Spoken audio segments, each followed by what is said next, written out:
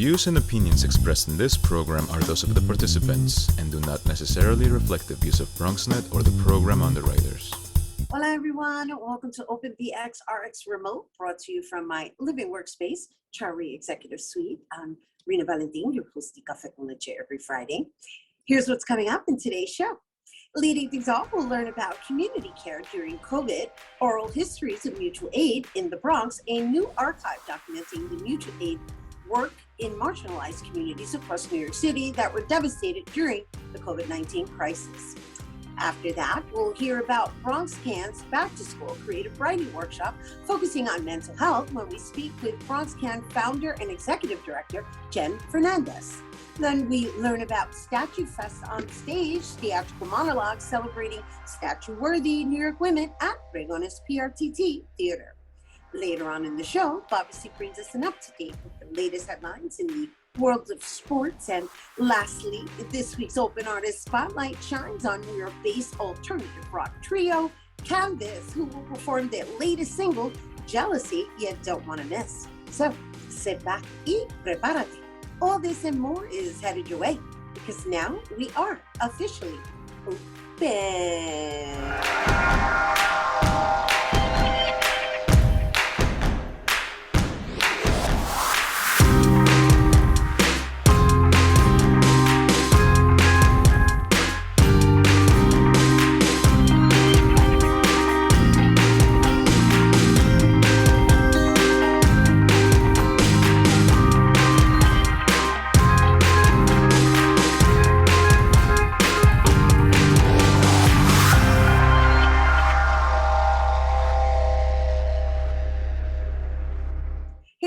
Welcome to Open. I'm Rhina Valentin, your host of Café con Leche for the next hour. Always inviting you to get social with us online. That is, tweet us and follow us on Instagram at BronxNet TV and like us on Facebook at Open BronxNet Television. And of course, while you're there, don't forget, follow moi on Twitter, FB, Instagram, Insta Stories, and LinkedIn at Rhina Valentin. So throughout the pandemic, the mutual aid groups became the backbone for the community by providing many resources. So the Bronx Community College Archives and Mutual Aid NYC have come together to document stories in a project entitled Community Care During COVID, Oral Histories of Mutual Aid in the Bronx. Joining us to tell us more, we welcome Bronx Community College Assistant Professor and Head of Archives, Cynthia Tobar. Hello and welcome. Hello, thank you for having me, Rhina. Oh, thank you for being here and thank you for being of service. Aside from being a professor, taking on this magnificent project of making sure that our history is documented and on record. Because I tell you, we're still going through it. However, I think it's important that we have it in a place that people can actually refer to it, because I've been saying to everyone, anything that's occurred within this period is going to live on for hundreds of years from now. So let's talk about how you even took on this project. Let's talk about your beginning stages of this particular project. Well, it all began with a collaboration between me at the BCC Archives and Mutual Aid NYC, which is a grassroots network organization of mutual aid networks throughout the city, just forming that resource and that network. And we got in touch through our mutual aid and documentation and archival work.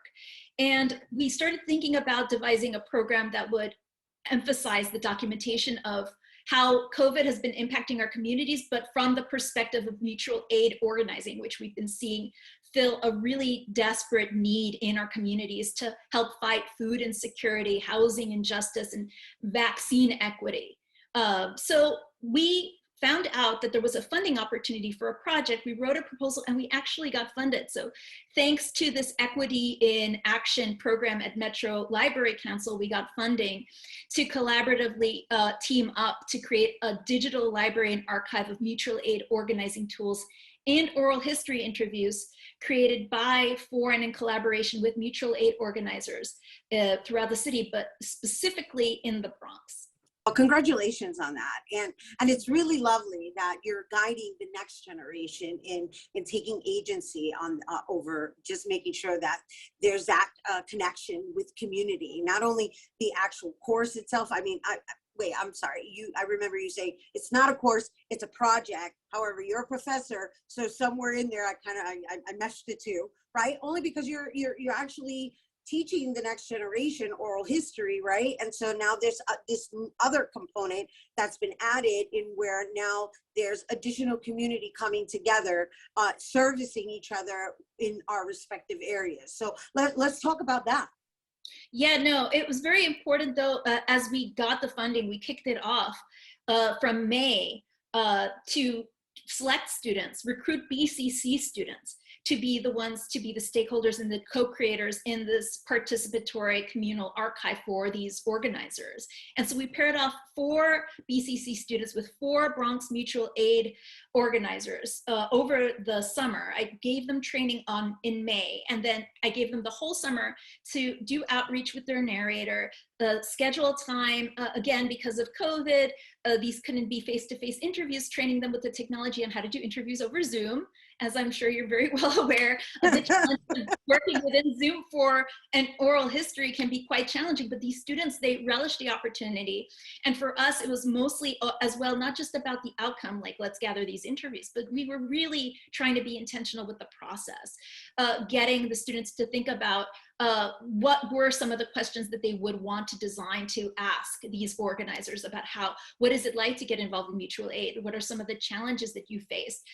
What are your lived experience during this unique historical moment that we're living in? And how does it reflect strongly and particularly in the Bronx, which is again, sort of always pushed aside when we think about these mainstream narratives around these impacts, and when we think about the strength of community organizing and community building in our neighborhoods. We were really particularly interested, at least in the archives, to document how these efforts fit in the larger history of community organizing, and how this leads to residents feeling safe and secure during these really turbulent COVID times. So we trained the students, and now over these last few months, we've been collecting these stories, and we've been documenting efforts from local organizations such as South Bronx Mutual Aid, North Bronx Collective, and Friends of the Aqueduct of Oak Park, amongst others. And right now we're in the process of finishing the processing and getting these interviews uploaded onto our website so that we can make these freely accessible to the community. And also working in tandem with our partners, Mutual Aid NYC, who are developing this digital archive interface. So once that digital interface is ready, we'll upload those interviews onto their interface and portal as well. So there'll be lots of opportunities for folks to access these stories. And later on, we're hoping that we can devote some time to community engagement to see how can we get these stories readily available to our community beyond the digital. So if folks are having challenges with like working on their smartphone, or if they're having trouble with getting Wi-Fi access, we want folks to be able to use these stories. But again, the hope was to like make sure that these resources be available primarily to organizers on the ground so that they could get the resources that they need, but also for folks who are fascinated with just documenting this particular historical moment, or other organizers who are looking for key themes, thinking around, again, vaccine inequity, food insecurity, housing, all these sorts of issues that we've been confronting as a result of the pandemic. Yeah, which we're still confronting. So, but it says oral histories, but I recall us having a conversation about digitizing images and having that attached to it. So, so what do you foresee as the documentation being final, right? Is it something that people just listen to, or is it something that people are going to be able to experience? And also, where is it going to be archived? Is it just going to be at Bronx Community College? So right now, with the funding of this project, again, thanks to Metro Library Council for giving us this initial funding, we're able to basically set up our own digital website, which will be a digital archival portal, which will house all of these materials, including the oral histories. As that's getting developed over time, we're also housing these oral history interviews on the BCC Archives website. So they'll be available, they're audio clips, they'll be available through our SoundCloud channel, so there'll be many ways for folks to access this. And so when the students were assigned to do these interviews, we wanted to really keep it accessible and simple so that we only did audio interviews. So again, it'll be easier to access and folks will be able to listen to these stories. but then also the other types of materials that we'll collect along the way, such as any kind of flyers or photographs or any other type of material that these organizations wish to include and contribute to this overall archival effort that's being run under this larger umbrella through Mutual Aid NYC. BCC Archives is a partner in this, as well as other institutions. Like we have folks from NYU Archives. There are lots of other folks on the ground throughout the city who are working on this, but this is the Bronx component, which we're really happy to collaborate and contribute and take part in. That's lovely. And so before we go, really quickly, is there going to be a launch event for these archives? And also, I'm curious to know how many hours of oral history will be included? So right now we're estimating about maybe 6 hours of oral history interviews. And we've interviewed 4 organizers. So we're in the process of wrapping up that work. And we're having a semi-launch event in October. So on October 26th, we're doing a panel, which we're co-sponsoring with the Bronx County Historical Society, documenting community resilience in the Bronx. So it'll be me talking about this project alongside the folks at Bronx County Historical Society, who are going to be talking about the Bronx Latino Oral History Project. And we'll be talking with some of the narrators from our respective projects. So Lori Kim Alexander, among other organizers in the Bronx, will be participating as panelists, and we're going to have a discussion and a panel just to share what it was like to be involved in these types of like documentary efforts and projects and what we hope to learn from the process. That's lovely. Wow. That's wonderful. I'm excited. I'm excited for you. Yeah, and we will be uploading these interviews by the end of September on the BCC website. So the interviews will be available at the end of the month, but we're hoping the October 26th event will be like sort of our nice little launch with the community. Well, thank you for bringing it here to our viewers. That is Assistant Professor and Head of Archives, Bronx Community College, Cynthia Tobar. You guys, once again, to learn more about community care during COVID, oral histories of mutual aid in the Bronx, you can visit bccarchives.commons.gc.cuny.edu. Hope you had a pen. All right, we have to take a quick break, but when we return, we'll hear all about a creative writing workshop for high schoolers. Don't go anywhere.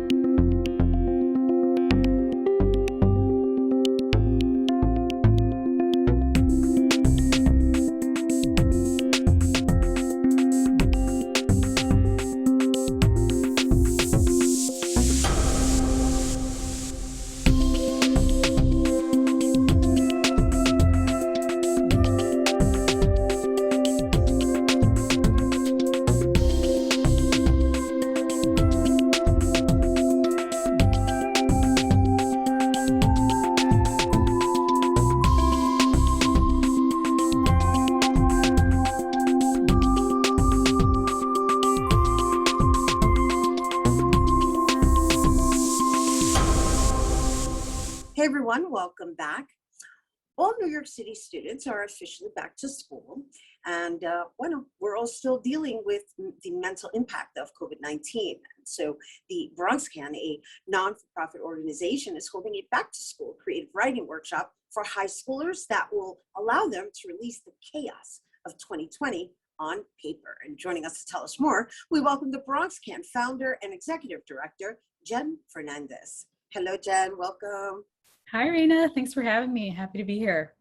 Yeah, we're happy to have you, and we are so excited about this initiative you've chosen to take on. First, I'd love to open up with asking why the high schoolers, right? No, because they're the ones that always feel misunderstood. So I think it's a great choice of demographics, but just why did you choose the high schoolers? Yeah, I remember my high school years. I remember those moments of feeling alone, of feeling isolated. And so the high school demographic is something that I particularly take to. Those years of like social anxiety and peer pressure and bullying and now social media, it has exacerbated whatever pressure that we've probably felt when we were kids, it has increased. And so I think that that's a demographic that can't be overlooked, and we need to pay attention to and care for. You're so right. And it's so lovely that you've chosen to take on the next generation. And I'm always applauding anyone and everyone who takes on the next generation, because we as adults are dealing with it, and we're dealing with it at least coming from a place of having more experience in life, whereas the next generation and even the generation after them, it's going to be really challenging for them in their development. So this outlet of being able to put it on paper and kind of sort it out for themselves is really, really a wonderful initiative. So talk us through exactly what the actual workshop looks like from beginning to end. Sure. So part of what I say is that I want to be the person that I needed when I was younger. And so I know I needed a caring adult, someone to guide me through whatever emotions I was dealing with. And my parents went through a divorce, and it was really difficult for me. And so things like that. And so the workshop will start with just welcoming them in, and with whatever music in the background, and we'll do writing prompts. So I'm using culturally relevant poetry, music, things that speak to the youth, that is relevant, right? So we're not going back to Henrik Ibsen like I did in high school or something, and a dollhouse, which is great literature, but the youth need to relate to the material. So it's culturally relevant writing prompts, and that will guide them through writing. We'll do an icebreaker to make them feel comfortable and at ease with one another. And when they're ready, and if they're ready, they can share it out. There's something that happens when you get the thoughts and the anxiety out of your head, out of your body, and onto paper. And when you speak it forth, right? There's power, there's healing, there's freedom. And so that's the space that I want to create, and that's done with intentionality. And there's back to school kids, there will be food. It's held at a local venue, Boogie Down Grind Cafe. I'm sure you're familiar with it. In an outdoor space, so it'll be socially distanced and safe. Masks are required. So yeah, we're just creating an intentional space for youth to be. It's wonderful. And so how frequent would they be meeting up to participate in this workshop? Yeah, so this is the launch event. We're doing one every month through the end of the year, and there'll be group mentoring as well, because the Bronx Can is a creative writing and group mentoring workshop. So the idea is to expose them to their inner world and their outer world, create access to people, increase their network, and expose them to things beyond their zip code. So when you say once a month, are you saying this is an annual workshop that is once a month attendance? I just want clarity. Yeah, so it's a 15-session curriculum. And so when I partner up with the schools, it will go through a semester.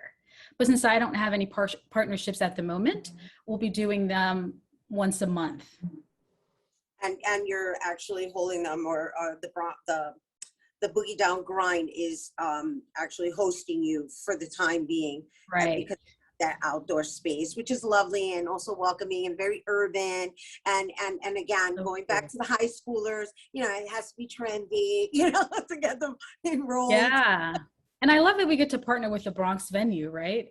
Part of my frustration was like, I don't want to go to Harlem. I don't want to go to Brooklyn. I want to do it here in my hometown, especially with the title, the Bronx Can. So yeah, the Bronx can support small businesses in the Bronx. Yeah. All right. So when does it start? How many people is it limited to? Is there a limitation? And is there registration required? Yes, registration is required to attend. There is an Eventbrite link listed on the website, thebronxcan.org, and it's limited to 15 young people because we want to create a space of intimacy. The larger the group, the more hesitant people are in sharing. So right now it's capped at 15, and there is a waiting list. So if more people sign up, they can attend the next one. And so you said high schoolers, so what's the age range that we're looking at? 14, 19 years old. 14 to 19. Yes. Yeah. And so you did mention that the style is cultural, but are you going to be visiting different genres? It's mostly poetry and music. Okay. Those are the areas that I particularly specialize in. When we get teaching artists, they can bring in different genres, right? But I'm sticking to what I know, and that's poetry and music. And so using that, and that's also what they relate to. And it's writers like Elizabeth Acevedo, Elizabeth Velasquez, who's just coming out with a book, Clint Smith. They write about these deep social issues that they can relate to. And so tying that to their lives is the goal here. Yeah, we just had Elizabeth Velasquez on last week. Oh, fun. I love it. For her book release, Yeah. when we make it, right? And so how long of a sessions are these workshops? Yeah, they go an hour and a half. An hour and a half. An hour So and a for half. Saturday, I set it for 1 to 3 because, welcoming people in, allowing time for whatever issues people may have, and just setting the tone and setting the space. So it's from 1 to 3 on Saturday, the 25th. Yeah, well, congratulations on launching this. Now, what do you hope for it to evolve into? I mean, obviously you mentioned something about partnering up with schools, but where you're at right now, like you limited it to 15, you partnered up with the Boogie Down Grind. You're also bringing in certain authors of a certain style, right? That actually use code switching in their language, which is, again, going back to enrolling the high schoolers and the teenagers and helping them navigate through this. Really, this is a very trivial time that we're all enduring. Right. Yeah, the goal is to amplify Bronx voices. So I spent some time living in LA, and the narrative that they have and just the society has of the Bronx needs to change. I think we're awesome, we're capable of a lot, and we have done a lot. And so hearing these Bronx stories from the youth and knowing that it's not one single story, right? Your story is different than my story. And so I'd like to publish these stories and provide merchandise so that their words are on t-shirts, so that their words are on online platforms and in print. So it's really amplifying their voice and their stories, not fiction, but their genuine, real stories. Yeah, that's wonderful. Wow. And thank you for bringing it here to our viewers. And once again, for looking out for the next generation. That seems to be the theme of today's show, which we love because it's all about you guys. It's your world. Once again, Bronx Can Founder and Executive Director, Jenn Fernandez. And if you're interested in registering, for the Bronx Can Mental Health Writing Workshop, for high schoolers only, you got to visit bronxcan.org or you can visit them on IG and FB at the Bronx Can. All right, we have to take a quick break, but when we return, we're going to hear about a theatrical monologues, I should say, celebrating statue-worthy women. Don't go anywhere.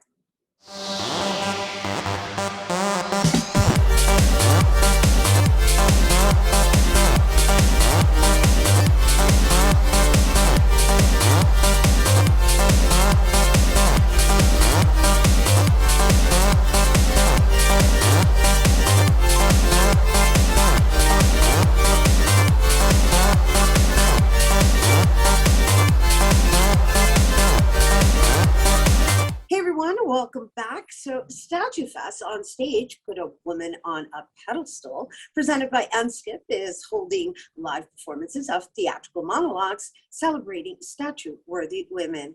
The production is crafted by a diverse group of playwrights that highlight women's roles in securing civil rights, women's rights, gender barriers, the arts, and more. The production is also made possible by the New York City Artists Corpse Grants Initiative and ASAP Artist Space at Pregones. And here to tell us more, we welcome director Allison Astor-Vargas and co-producer, writer, performer Janis Astor-Valle. Hello, ladies, welcome. Hey. Hello, Great. thank you for having us. Yes, thank you so much. It has been a while since we've seen each other. Yes, too long.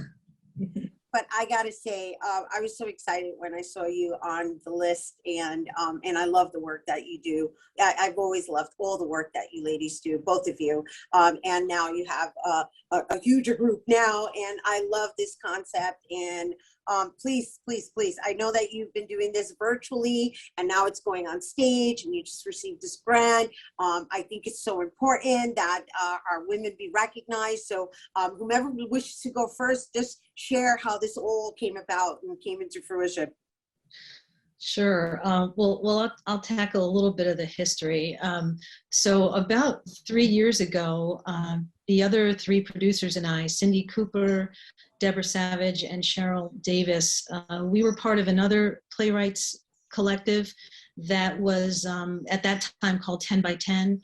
And it was started by another wonderful playwright, Gail Kriegel. She brought us all together to try to brainstorm how we could write short plays in response to an article that had appeared in the New York Times that asked the readers basically to nominate who they thought was worthy of a statue, what woman was worthy of a statue. And this was, again, in response to the fact that, you know, there's all these statues, monuments all over New York City, you know, a handful maybe of women.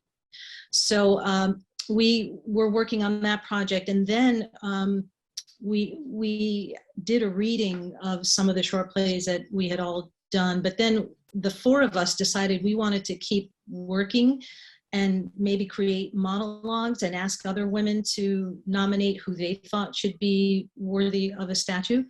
And lo and behold, we put out the call to put a woman on a pedestal. You know, if you had your druthers, who would you put on a pedestal? And we got an incredible response. And the result was about 25 monologues celebrating women I had never even heard of. That's the thing. It's been such an educational experience for many of us.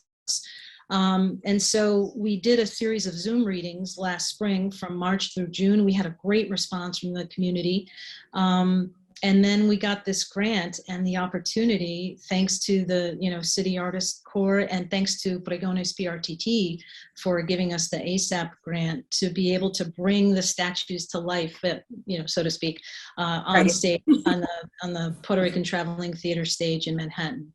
I will say, back last spring before the lockdown, we were brainstorming it was Valentine's weekend. We were gathered in Deborah's place on the Upper West Side, and we were brainstorming. At that time, we thought we were going to be doing an immersive theater project, around the statues. And we had these big dreams of doing it in a museum or maybe the New York Historical Society. And we were like all excited, and then boom, lockdown. Right. And we had to switch gears, and Zoom offered us the opportunity to do that. Yeah, but you know what? It's all good because I think we all learned something with regards to our abilities, right? To continue forging forward and just pretty much acclimating to the new norm, right? And you still kept it going, and so here we are now, and so Allison, Directora Allison. Well, Janis has been my artistic partner for many, many years, and she asked me to direct her, and hers was going up in June. So I did a version, the June chapter of StatueFest, and it was an exhilarating experience because I too, like Janis, woefully, there's so many women that I did not know about. And in researching the women, I've come to see that they've been erased from history, omitted from history, and even the way, you can go on Wikipedia, for example, and they use words like distrusted, plagiarized, someone was a workers' rights person or civil rights, women's rights, somehow the word communist was thrown in there. Amateur, and I'm like, why are we still talking about these women in this regard? So these monologues, they seek to, correct this, their omission from the history books. And it's really very empowering to hear what these women did, no matter what, if they were artists or scientists, photographers. What they were considered doing was ordinary, but it really was extraordinary. Some of these women, you're talking about the turn of the 20th century, and they dared to have a commitment ceremony with their female partner. They dared to wear men's pants. They dared to join the civil rights movement or whatever it was. And you just learn so much, actually. Frances Perkins, the mastermind behind Social Security, get the credit. FDR gets the credit. Now, my mom, she said, no, I've heard of her. I was like, I don't think I've heard of her. She's kind of important. We can't retire without this woman. Right. It's, it's interesting because, yeah, I mean, look, that's the role she played and she served. And I got to tell you, when I started reading everything, I was like, oh my gosh, how am I going to craft this history lesson to prepare for this interview? I mean, the names on this list, I mean, we didn't mention that your story is about Antonia Pantoja, who is the founder of Aspira. And the other thing we didn't mention is that, the entire lineup is BIPOC, right? Because it's got every single race in it from what I read. I mean, I'm going to do the best that I can to just read them out really quickly before we run out of time. But I know we've got Luisa Capetillo, right? That's written by Ina.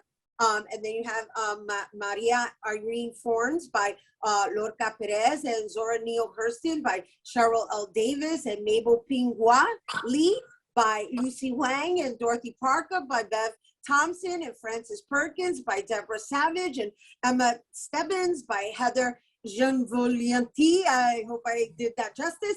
Mary Lou Williams by Martine Saintville. And that's just the September 30th lineup. The October 1st lineup is Alice Austin by Fengad Gal, Ruth Bader Ginsburg by Cindy Cooper, Yuri Kochiyama by Christine Toy Johnson, Barbara McClintock,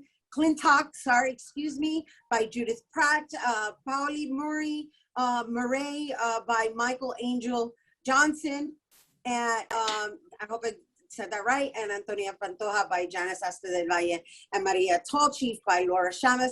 And I needed to say all those names because when I started going through them, the first instinctively, I was like, okay, I got to start recognizing who these people are and why they are worthy of having statues. And I think it's important that we all do that. Yes, and I think the audience will come away very empowered as well as enlightened. I saw all the chapters of StatueFest on Zoom, and I was just amazed at how much I did not know of the women. But this is our chance to get their names back out there again. It's lovely. And Janis, before we go, just share, what you're looking to get out of this. I mean, obviously a statue is ideal, but I mean, that's probably going to take some time. But in the meantime, What do you hope to get out of this? Absolutely. Well, we want to unearth the wondrous herstory of all these women, and we want to keep this going. So this is our first foray into live, theater on stage, but we want to keep it going. And unfortunately, because of, various constraints, mostly budgetary, we were only able to do 15 of the original 25 monologues, but we hope to bring the other 10 back in some fashion at some point and maybe keep going. We have big dreams. The most important thing is really raising awareness and consciousness about these incredible contributions from women of all aspects of life and all fields. It's incredible. So I'm excited, and I'm looking forward to the future to keep it going and even solicit more monologues. Yeah, no, it's wonderful. I think it's a wonderful way to educate our community, and thank you, ladies, for being that voice for the women, and not only in talking about the women, but empowering them, and also creating a space for us to just be together and stand in our power, and our contributions. Yeah, they're still so relevant. No matter what time period they were doing their thing, you can bring it right back to today. So, I'm very proud to be part of this project, and I hope y'all come down and check out our women. That's what's up. Thank you for bringing it to our viewers. Janis Astor-Vargas, co-producer, writer, performer, and also we have Allison Astor-Vargas, who is the director of Antonia Pantoja, one of the many monologues that are going to be featured in StatueFest on stage. Put a Woman on a Pedestal, and that's going to be presented at Pregones PRTT in their Midtown Theater, which is located at 304 West 47th Street in Manhattan, and that's happening on September 30th and October 1st, and tickets are free, and basically you can visit them on Facebook and Instagram at StatueFest 2021 to get the updates as well as the link for the tickets. All right, Bobby C's Weekly Sports Roundup is coming up next. Don't go anywhere.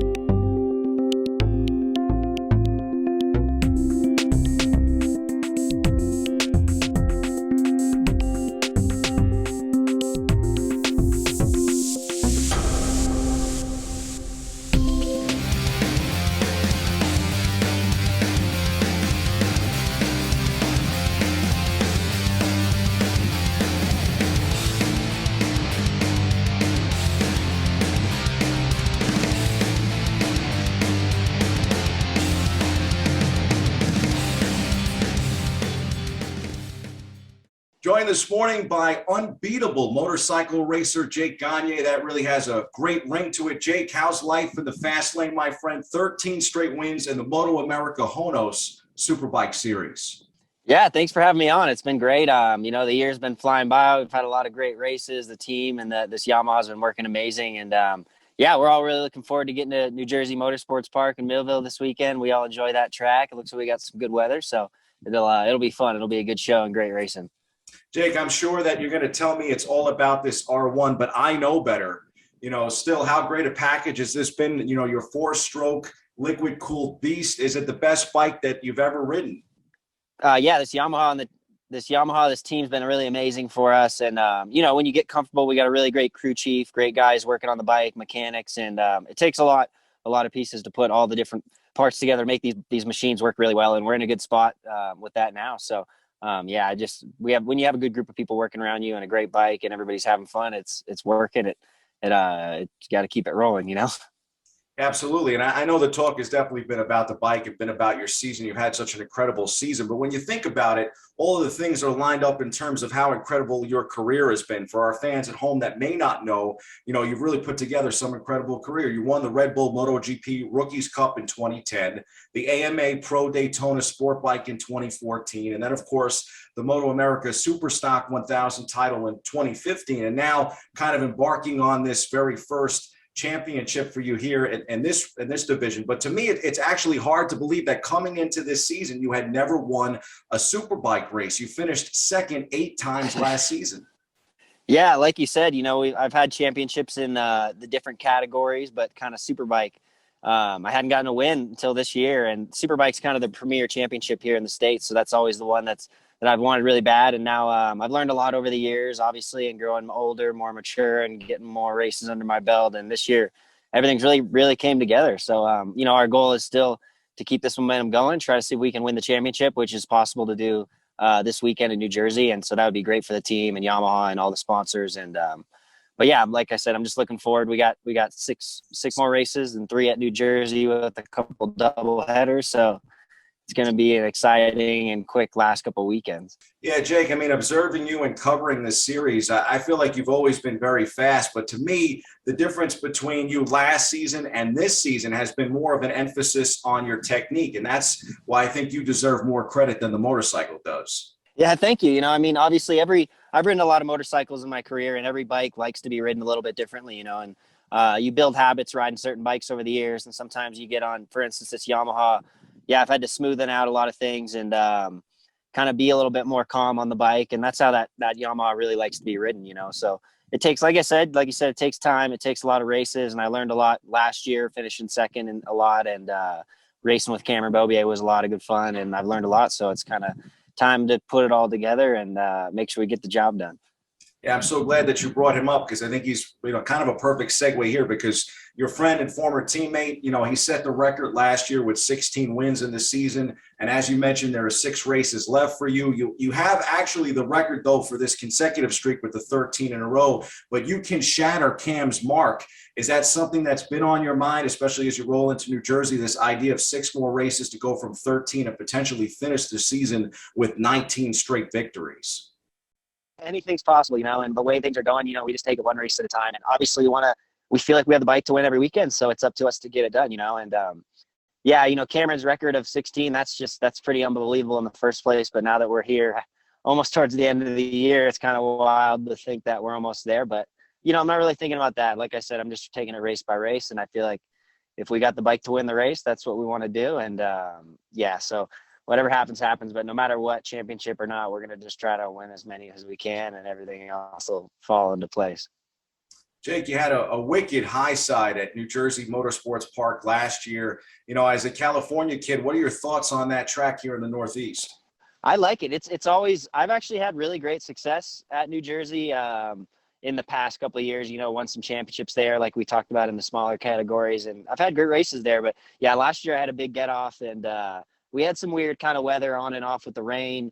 And that makes that track really, really tough. When it gets wet in New Jersey, it's a tricky layout. But I think we all enjoy that track. It makes for a really close race, and it's hard to get away from the pack there. and good. I think it's great viewing for the fans too. It's really accessible. You can kind of get around the whole track really easily, which is nice. You know, it's impressive to me. We talk about your career and still how young you are. You just turned 28 at the end of August. Happy belated birthday, my friend. You know, there's always been so much said about, all right, nice. You know, about next steps in people's careers. You know, people talk about Moto 2 or Moto GP, but, you know, you seem very content in Moto America because it really is such a marvelous series with a great paddock. Is that still the vibe for you as you wind down on 2021? Yeah, you know, I love it here racing in the States. The Moto America, since they took it over here in 2015, they've done an amazing job, and the racing's been great. The whole atmosphere, the show, the paddock, the fans, everything is really cool. And obviously, as a racer, you know, I always want more. And you know, if we could have a good opportunity to go back to Europe one day, then you know, I'll definitely entertain it. But you know, right for now, I'm just trying to focus on finishing this year strong. We don't even know what's going to happen next year yet, so. I just got to do my job, try to race as hard as I can, give it my all. And I'm enjoying the process. You know, like you said, time goes fly. It's crazy that I've been doing this race motorcycles for, you know, 20 something years of my life. And I'm really enjoying it still. I wouldn't be here if I wasn't having fun. And I'm grateful for the opportunities that I have to do this, you know? Yeah. I mean, I look at Cam, I think he's really set kind of like a good template for a lot of the riders in the series, including yourself, you know, someone that ends up dominating the series, having multiple championships, and you're just putting together this incredibly dominant season this year. I could see you, of course, you know, running away with it like you have been this year and perhaps carrying that over, winning multiple championships over the next couple of years if you decide to stay in Moto America. You know, if we could get a couple here, that'd be amazing. And but, you know, the way I think is just one race at a time, and I'm not too worried about what's going to happen in the future. And as long as I do my best and we try to race as hard as we can this year, you know, things will happen, and I'll be ready for anything, you know. You know, Jake, before we let you go, I'd be remiss if I didn't ask you about one of the other many highlights of your career as a guy that actually has a half sleeve tattoo of Nikki Hayden on my arm. It's something I'll have to show you when I come out to New Jersey this weekend. You know, what was it like to pilot his motorcycle at Laguna Seca, of all places, after his tragic passing in 2017 in your World Superbike debut? We all love Nikki. We all love the Hayden family and what they've done for the sport. And it was a really surreal way for it all to come about with Nikki's passing. And I was kind of the first guy to get back on the bike, which was, you know, it was amazing. And at the same time, under those circumstances, it's wild, you know. But I had a lot of fun working with the team. I ended up doing 2 more races after Laguna Seca that year, and that's what got me the opportunity to go back. So it was a big step, you know, coming from the States and Superbike to those guys on the best bikes and tons of the best guys in the world. But I learned a lot that year, and just to do that wild card especially at Laguna Seca, which is so close to home for me, it was really amazing. And I had a ton of fan support that weekend. It was really surreal for me. I felt it was kind of shocking, but very cool at the same time. So yeah, an amazing experience, and good to remember Nikki in that way. I mean, I tell fans all the time, American road racing is really where it's at. I mean, I think Moto America is just a gem. I feel like a lot of people have really started to pick up on the series over the years, but there's still so many people that may not really be aware about how terrific the series is. And you guys are not only amazing athletes, but just incredible competitors too. Yeah, thanks so much. And again, you know, it's been amazing to see, especially this year. Our turnouts at all the races have been really, really huge. The biggest that I can remember a lot of the times. And so it's good to get the fans back to the track this year. And I'm happy that everybody gets to enjoy the races, because it seems, like you said, the sport here in Moto America is doing a good job. It's still growing. We're still getting a lot of people coming out. It's their first time at a motorcycle race. And it's cool when you talk to people like that are coming from the outside and just kind of learning about the sport, and it seems like it's going well and growing, and everybody's doing a good job. So, well, Jake, stay unbeatable, my friend. I mean, I think that's the way to go. You know, I'm looking forward to watching you race out at New Jersey, and it'd be great to see you get that record this year, win a championship. Thanks a lot, and thanks for having me on. Yeah, looking forward to seeing you in New Jersey, and we'll be having fun and putting on some good racing. Sounds good, Jake. For more information on Moto America, fans can visit motoamerica.com.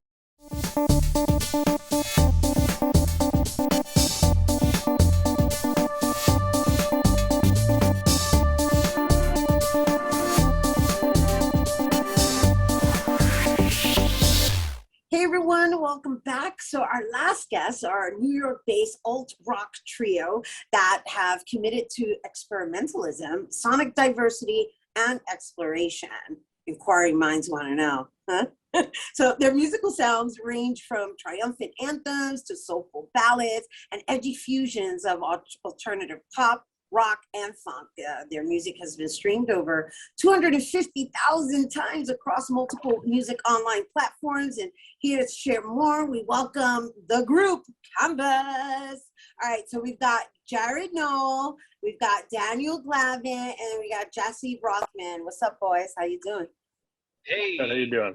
Going on, Rhina? Thank you for having us. Well, welcome, welcome. Thanks for getting dressed up, Jesse. Oh yeah, no problem. Is my Yukon Denali filter looking okay? Well played. Oh gosh, you guys are a trip. Anyway, thanks for being with us today. Let's just jump right into it and introduce you to our viewers. First and foremost, the name Canvas, where does that come from? Is that because it's blank and you guys can design whatever you like? You kind of nailed it on the head, actually. I want it to be a little more mysterious than that, but you kind of nailed it. Oh, really? It's essentially a blank slate each time because we don't really want to, I guess, pin ourselves down to one genre or one sound. We, again, pride ourselves on being incredibly experimental and innovative. So, yeah, you kind of nailed it on the head, which is quite impressive.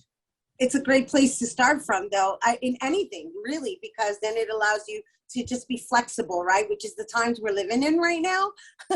I mean, look, Jesse's over there driving while he's doing an interview. I'm just saying, you know. Drive safely. Man of many talents. We just wanted to be able to make the music that we like and not be, stuck in any one genre. All of our songs really have a different sound, so that's kind of the meaning behind it.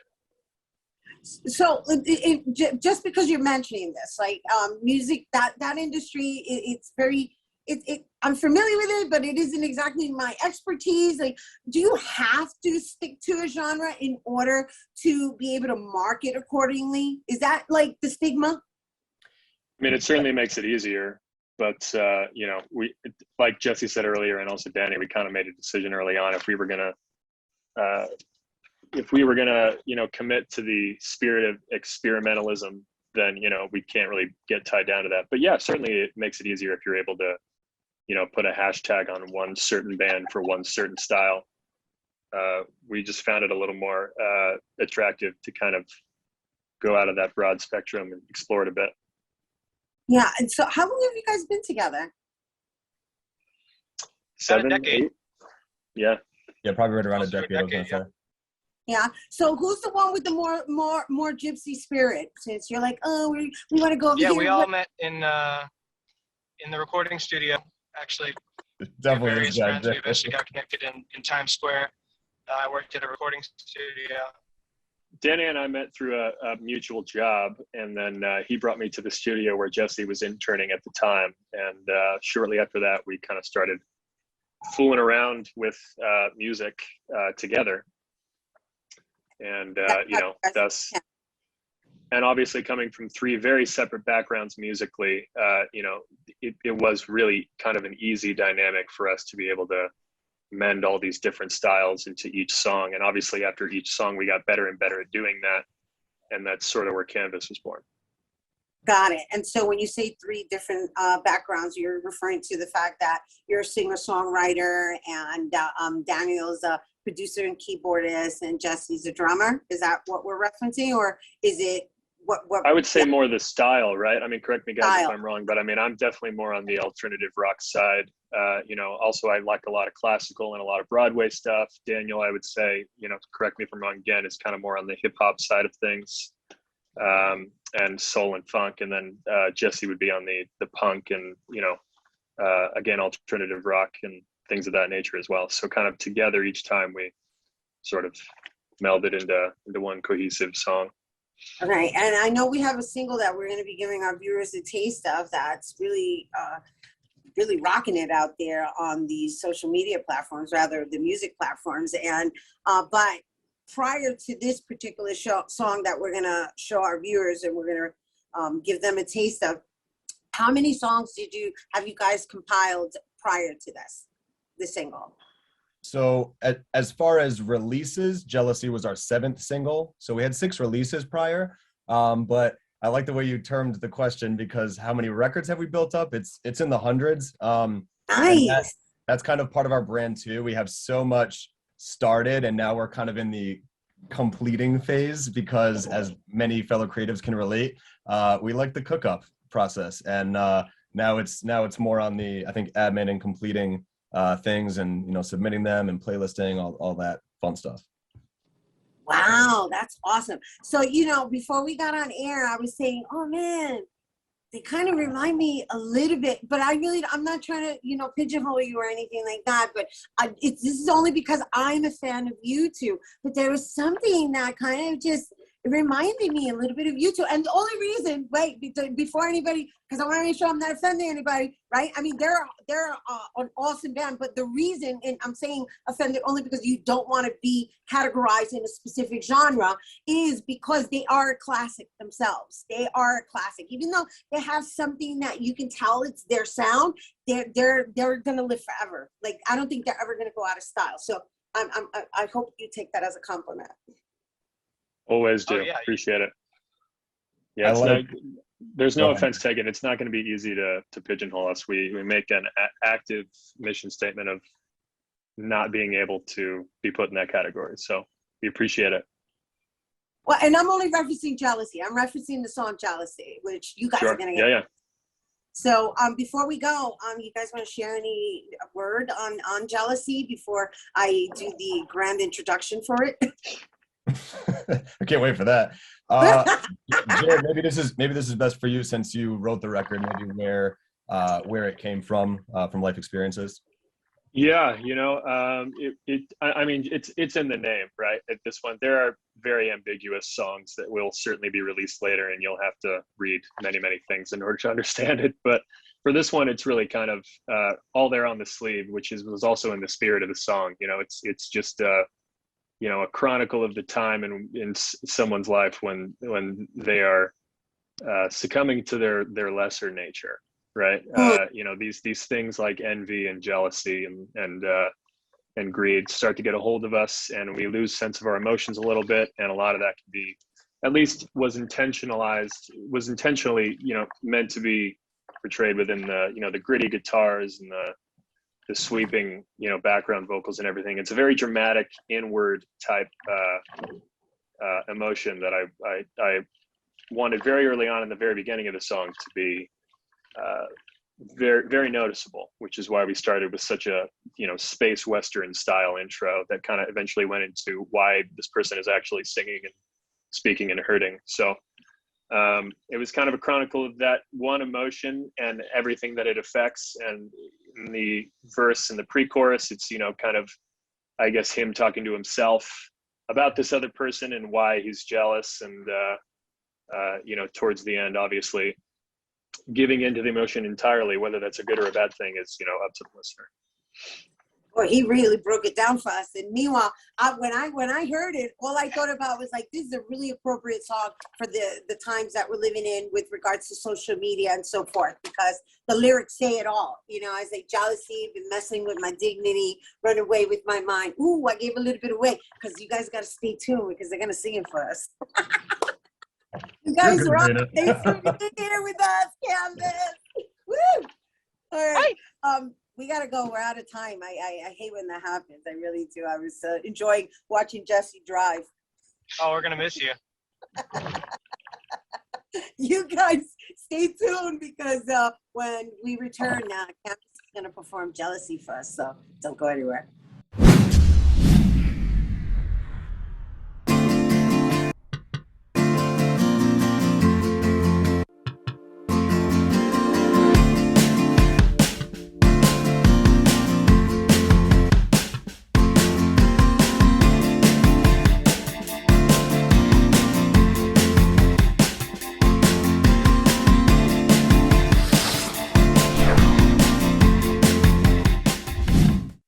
Welcome back. Here now to perform. Please welcome Canvas.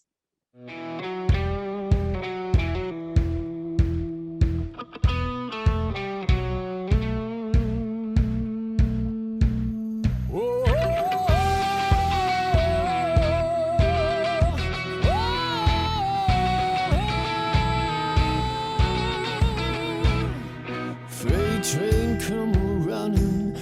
the tracks and in the dirt. Got a short fuse for your loving. Light it up and I watch it burn. Firefight, pretty woman. Can you feel it all?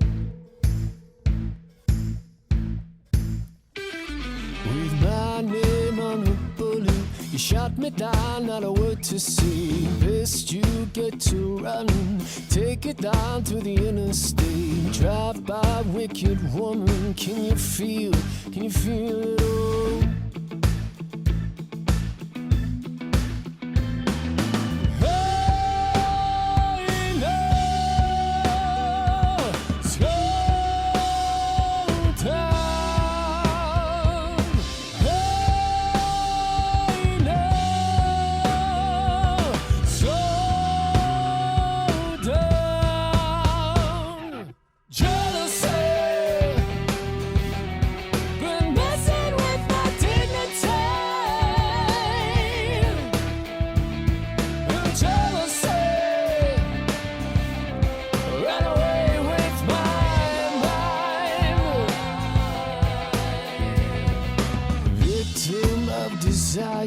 Took me down and I won't forget. Babe, you lit my fire, put me out like a cigarette. One after another, I can feel it all.